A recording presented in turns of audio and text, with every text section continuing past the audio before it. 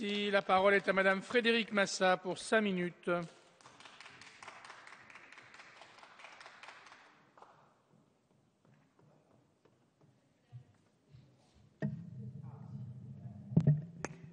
Monsieur le Président, Monsieur le Ministre, Monsieur le rapporteur, Monsieur le Président de la Commission, mes chers collègues. Donc effectivement, dernière lecture, un peu de regret de se quitter ce soir, après 62 heures passées ensemble, après plusieurs mois pour avoir débattu du nouveau mode de scrutin. Donc vous dire qu'effectivement, au bout de ces heures de débat, nous avons évolué sur un texte premier, mais avec quand même une ligne directrice et la création du binôme. À ce titre, je crois qu'aujourd'hui, nous pouvons tous nous féliciter. Et si effectivement certains sont même à regretter qu'il n'y ait pas d'élus suffisamment nombreux pour voter ce texte, nous avons la majorité, nous l'assumons et nous le voterons, il sera voté. Je dois quand même rappeler que le conseiller territorial avait fait l'unanimité contre lui, à part effectivement le groupe UMP et UDI, qui souhaitaient le conserver, alors que tous les autres groupes avaient voté sa suppression. Parce qu'effectivement, ce conseiller territorial était à terme la suppression du département noyé dans l'ensemble régional. Le conseiller territorial, c'était également la fin de la proximité, je crois qu'il faut le rappeler, entre l'élu, son territoire et ses électeurs. Dois-je rappeler qu'avec ce système, un conseiller général de Haute-Savoie devait siéger à la fois à Annecy, au sein de l'Assemblée départementale, mais également à 150 km de là, à savoir à Lyon, que le même conseiller général de Decazeville devait siéger effectivement dans le conseil régional au niveau de Toulouse avec plus de 170 km et plus de 2h30 pour pouvoir faire ce parcours. Donc je crois qu'effectivement, l'élu aurait eu du mal, dans 7 ans de trajet, à siéger et à être près de ses électeurs. Et puis je crois surtout qu'il faut rappeler la terrible régression qu'aurait entraîné le conseiller territorial, puisqu'aujourd'hui, nous avons 48% de femmes qui sont élues dans les régions. Et demain, avec les conseillers territoriaux, nous aurions le même nombre, à savoir 13,9% de femmes, comme dans les conseils généraux aujourd'hui. Permettez-moi de rappeler que dans le conseil général de Côte-d'Or, il y a 6 femmes élues sur 43 élus.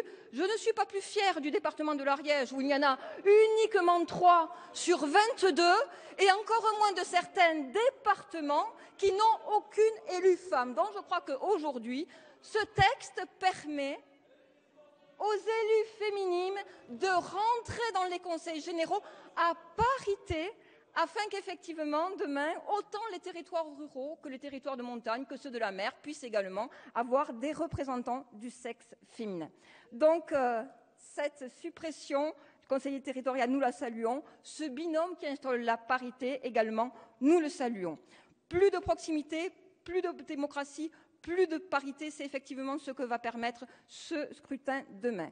Alors, concernant le découpage, qui a été beaucoup évoqué, je crois qu'effectivement, il faut en parler, et notamment, en troisième lecture, Monsieur le Ministre, vous avez présenté un amendement qui supprime l'écart maximum de population entre 2 cantons de même département, en vertu du risque constitutionnel que cela faisait courir au texte. Donc, nous n'avons plus le tunnel de 30%, y est substituée la formule retenue par la jurisprudence du Conseil constitutionnel, à savoir la définition du territoire cantonal sur des bases essentiellement démographiques. La solidité juridique du texte est un enjeu et effectivement, nous en prenons acte et il est important de le sauvegarder. Mais la cohérence territoriale des futurs cantons en est un également, Monsieur le Ministre, tout aussi important, dont le futur redécoupage de la carte communale ne devra pas uniquement se baser sur la démographie. Il faut permettre un écart de population à la moyenne cantonale pour les territoires compris notamment dans la liste des exceptions que vous avez bien voulu accepter à l'article 23 et qu'il est vrai, aujourd'hui, il y a une certaine inquiétude des élus, il faut le reconnaître, sur l'ensemble des territoires par rapport au futur découpage. C'est pour ça que nous serons relativement attentifs aux propositions qui seront faites et nous demanderons également à être particulièrement associés sur l'ensemble des territoires au futur redécoupage, afin que les particularités des territoires qui font leur identité, leur histoire, continuent à être représentées par les élus départementaux Et ce, Monsieur le Ministre, nous y veillerons. Et juste pour terminer, permettez-moi de parler de l'extension du scrutin mixte pour les communes de plus de 1000 habitants, qui est un gage d'une meilleure compétition politique locale et de l'entrée des femmes dans les conseils municipaux des petites communes. Un débat a eu lieu entre le seuil des 500 000.